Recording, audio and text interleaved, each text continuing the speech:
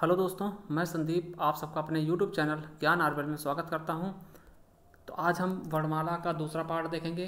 ठीक कि वर्णमाला का जो दूसरा पार्ट है वो हम आज शुरू करेंगे। पहला पार्ट हमने कल बता दिया था। ठीक, तो देखिए, अगर आपको हिंदी नए सिरे से पढ़नी है यूपीएसआई, लेखपाल या फिर अन्य एग्जाम के लिए, ठीक है, तो उसके लिए हमने एक प्लेलिस्ट तैयार की है संपूर्ण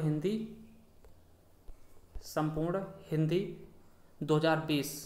ठीक है, संपूर्ण हिंदी 2020 न्यू बैच के नाम से एक हमने प्लेलिस्ट बनाया है, जिसमें हमने पूरी संपूर्ण हिंदी को कवर करने की कोशिश की है और उसमें एक क्रम से हमने पूरे वीडियो को लगा रखा। ठीक, आप उसे केवल देख सकते हैं, जिससे आप अपने नोट्स भी तैयार कर सकते हैं। तो चलिए आज हम दूसरा पार्ट देखेंगे। ठीक, सबसे पहले हमने कल व्याकरण के बारे में देखा और फिर हमने ये समझने की कोशिश की कि वर्णमाला कितने भेद हैं।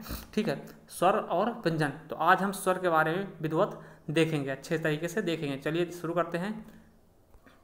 चलिए देखते हैं जैसे कि स्वर के बारे में ना, स्वर क्या होता है।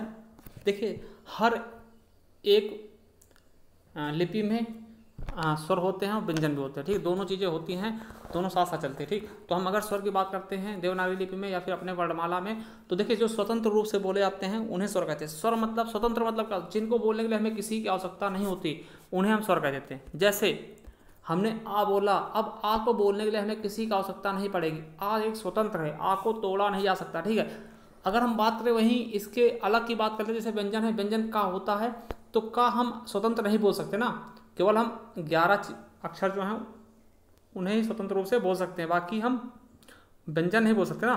देखिए स्वतंत्र रूप होता क्या है, जैसे कि हमने आ बोल दिया, ठीक है, मगर जैसे हम का बोलते हैं ना, तो का में कहीं ना कहीं छोटा आ छुपा होगा। ठीक, इन्हें स्वर की सहायता से बोला जाएगा, व्यंजन को।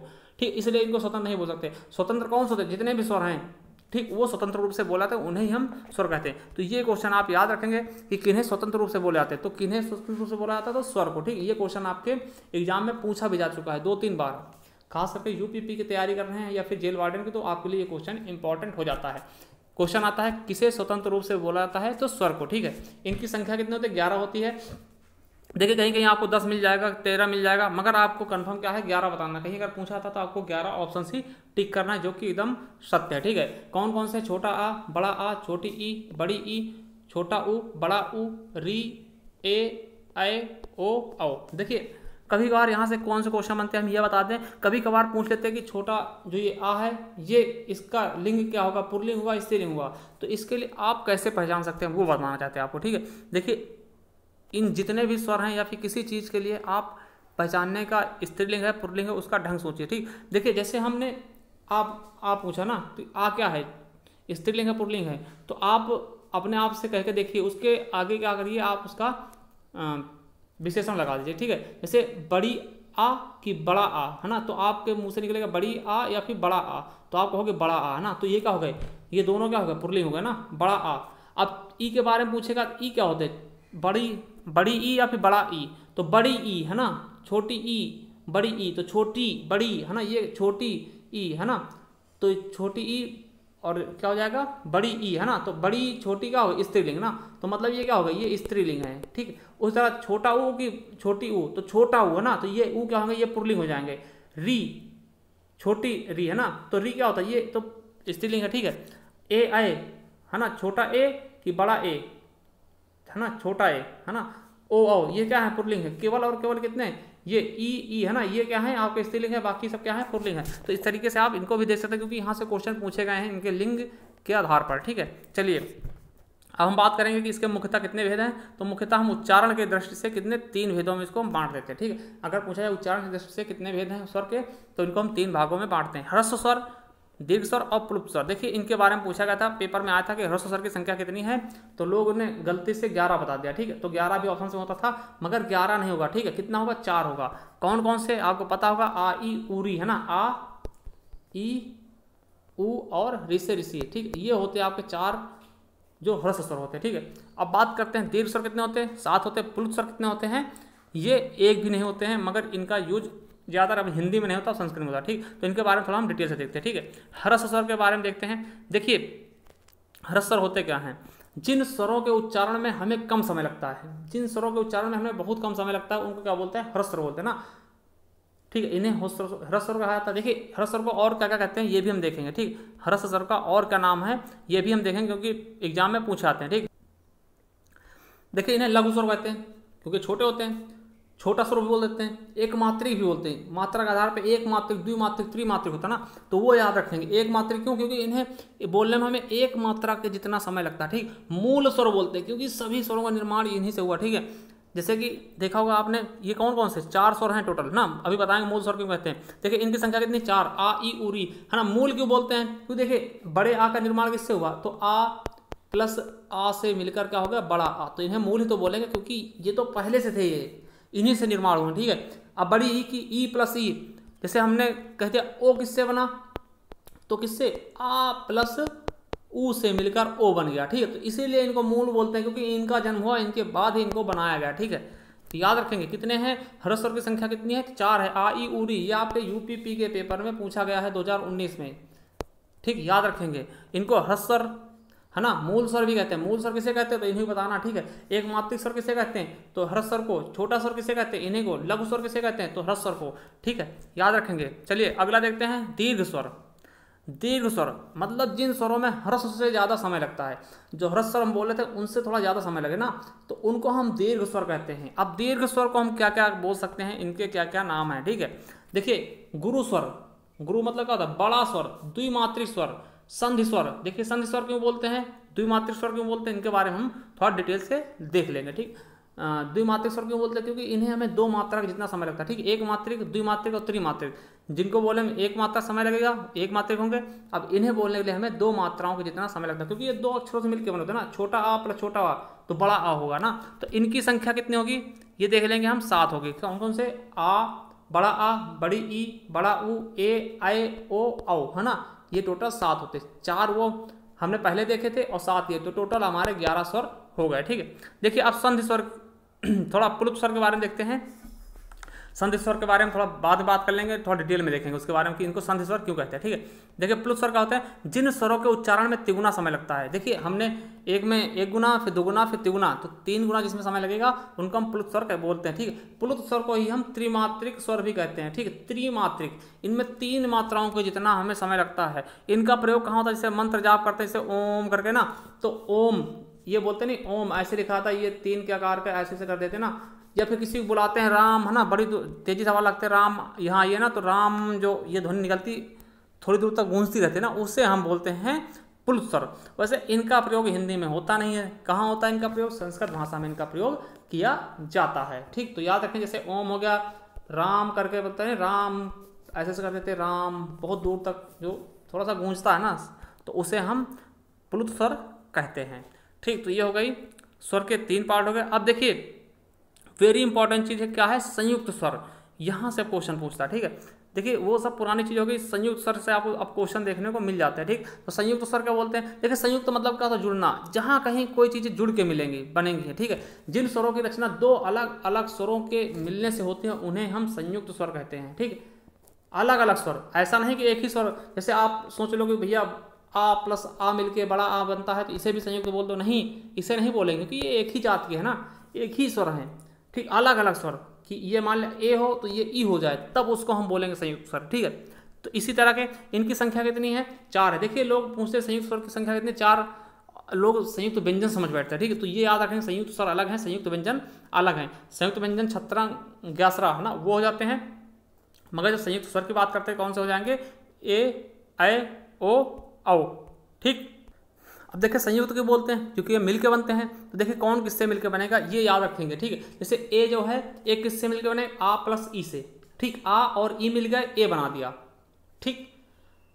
ऐ किससे मिलके बनेगा, आ प्लस ए से, ठीक। देखिए कहाँ कहीं कहीं पे क्या होता है कि ये ए होता है, कहीं कहीं पे इसको बड़ी ई कर देते हैं, ठीक। तो याद रखेंगे दोनों सही होंगे, ठीक है। आ प्लस ए से मिलके ऐ बन जाता है, ठीक है। ओ किससे मिलता है, आ प्लस ऊ से, औ, है ना। और औ किससे होगा, ओ किससे मिलेगा, आ प्लस ऊ से, और औ किससे मिलेगा, आ प्लस ओ से, कहीं कहीं बड़ा ऊ कर देते, ठीक। आ प्लस बड़ा ओ से औ बनता है, मगर ये भी सही है, ठीक है। तो याद रखेंगे ये क्या होता है, संयुक्त स्वर किससे मिलकर बनते हैं, ये हमने आप इसमें लिखवा दिया, इसीलिए इनको हम संयुक्त स्वर बोलते हैं। अब देखिए एक आगत स्वर होता है, ठीक। आगत स्वर समझ रहे हैं, एक आगत स्वर होता है जिसको हम ग्रहित स्वर या फिर मेहमान स्वर भी कह देते हैं, ठीक है। देखिए आगत स्वर क्या होता है, इस स्वर को विदेशी स्वर भी कहते हैं क्योंकि ये विदेशी होता है। मेहमान स्वर कहते हैं, आगत स्वर कहते हैं, ठीक। और देखिए ये कौन सा स्वर होता है, ये होता है ना, इसको अर्धचंद्र बिंदु बोलते हैं, और ये चंद्र बिंदु होता है, ठीक है। तो इसको हम ज़्यादातर देखिए ये जो होता है ये वाला, इसको हम औ गिन लेते हैं, कभी कभार औ की मात्रा समझ बैठते हैं, ठीक, उसकी तरह भी प्रयोग होता है, जैसे डॉक्टर औ की तरह इसका यूज करते हैं, ठीक है। तो ये क्या होते हैं, ये आगत होते हैं, ठीक है, इनको आगत स्वर बोलते हैं। जैसे देखिए आपने देखा होगा कॉलेज किस तारीख थे, तो ये है ना, इसका प्रयोग करते कॉलेज, डॉक्टर, आँख, चांद, ठीक। और देखिए एकमात्र वर्णमाला के एकमात्र वर्ण है जो अंग्रेजी भाषा का है, याद रखेंगे वर्णमाला का एकमात्र वर्ण जो अंग्रेजी भाषा का वो कौन सा है, ये वाला, ठीक। इसका प्रयोग हम करते हैं वर्णमाला में जो कि ये अंग्रेजी भाषा का स्वर होता है, ठीक है। तो याद रखेंगे ये आगत स्वर भी है और ये एकमात्र ऐसा शब्द मतलब पूरे 52 के अलावा होते हैं, 52 में नहीं गिनाते, ये अलग से होते हैं, ये लिखने की दृष्टि से होते हैं, ठीक है। ऐसे पूर्णतः इनको माना नहीं गया मगर ये लिखने की दृष्टि से वर्णमाला में यूज होते हैं।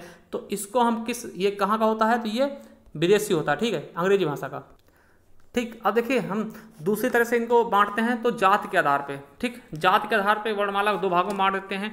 देखिए यहाँ सब क्वेश्चन बनने लगे, जाति के आधार पर कितने भाग होते हैं, 2 भाग होते हैं। कौन कौन से, देखिए सजाती स्वर और विजाति स्वर, ठीक। सजाति का जो समान जाति के होने के कारण इनको हम सजाती स्वर बोलते हैं। जैसे देखिए आ ये दोनों समान जाति के हैं, ई ये दोनों समान जाति के हैं, और उ ये दोनों समान जाति के हैं, ठीक है। तो इसीलिए इनको हम समान जाति है ना, मतलब समान जाति, इसीलिए सजाती स्वर इनको कहते हैं, ठीक। देखिए विजाति क्या होता है, जो अलग अलग जाति के हों, ठीक, अलग अलग जाति के होंगे उनको हम विजाति बोलेंगे। देखिए जो असमान जाति के होने के कारण इनको हम विजाति बोलते हैं। जैसे ए ओ औ री ये क्या है, असमान जाति हैं, अलग अलग जाति के हैं, इसलिए इनको हम विजाति शब्द बोलते हैं, ठीक।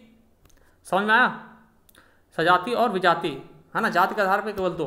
अब देखिए उत्पत्ति के आधार पर, देखिए भैया उत्पत्ति के आधार पर शायद आप लोगों ने इसके बारे में बहुत ही कम पढ़ा होगा कि उत्पत्ति के आधार पर कितने होते हैं। तो उत्पत्ति के आधार पर इनको हम 2 भागों में बांटते हैं, समझने की कोशिश करेंगे। उत्पत्ति के आधार पर इनको हम केवल और केवल 2 भागों में बांटते हैं। कौन कौन से हैं, देखिए मूल स्वर और संधि स्वर, ठीक है। देखिए मूल स्वर क्या होता है, इनकी उत्पत्ति अन्य स्वरों से नहीं होती, इसलिए इनको मूल स्वर कहते हैं। जैसे हमने बताया था आ ई ऊरी को मूल स्वर भी कहते हैं, ठीक। तो इनकी उत्पत्ति कहीं और से नहीं होगी, आ ये स्वतंत्र रूप से इनकी उत्पत्ति हुई, आ ई ऊ और री। देखिए इन्हीं स्वर से अगले स्वरों की निर्माण होगा, जो 7 स्वर आगे होते हैं उनका निर्माण इन्हीं स्वरों से होता है, ठीक। तो इसलिए इनको मूल स्वर क्यों कहते हैं, क्योंकि ये मूल है, मूल मतलब जड़, ठीक है, मूल मतलब का जड़, मतलब इन्हीं से किसी चीज का काम चले वही क्या है, मूल है, ठीक। तो मूल स्वर कितने होते हैं, मात्र 4। कौन से, आ ई ऊ और री, ठीक। अब देखिए संधि स्वर, दूसरा भेद कौन सा है, संधि स्वर, ठीक है। देखिए इनकी उत्पत्ति मूल स्वरों के संयोग से होती है, वो आपको पता है। जैसे कि आपको आ लिखना है बड़ा आ, तो किससे, आ प्लस आ से मिलकर बन गया, ठीक है। तो इसीलिए इनको मूल स्वर नहीं संधि स्वर बोलते हैं, ठीक।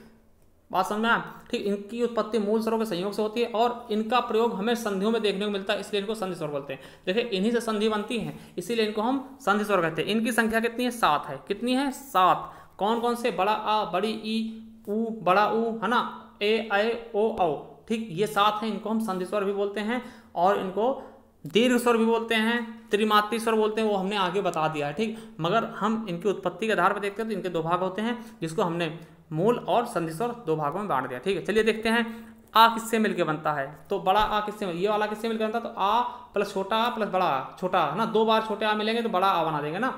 तो इसको हम दीर्घ संधि में करते हैं ना। देखिए आपने देखा होगा दीर्घ संधि में क्या होता है, आ प्लस आ मिलकर बड़ा आ, जैसे है ना, तो आपने देखा ना, तो इस तरह से, इसीलिए इसको संधि स्वर कहते हैं। इसको हम दीर्घ संधि स्वर का सूत्र मानते हैं, ठीक है। अब देखिए बड़ी ई प्लस ई, ये भी दीर्घ संधि में इस्तेमाल होता है। जो समान स्वर होते हैं उन्हें हम दीर्घ संधि में रखते हैं ना, आपको पता भी होगा।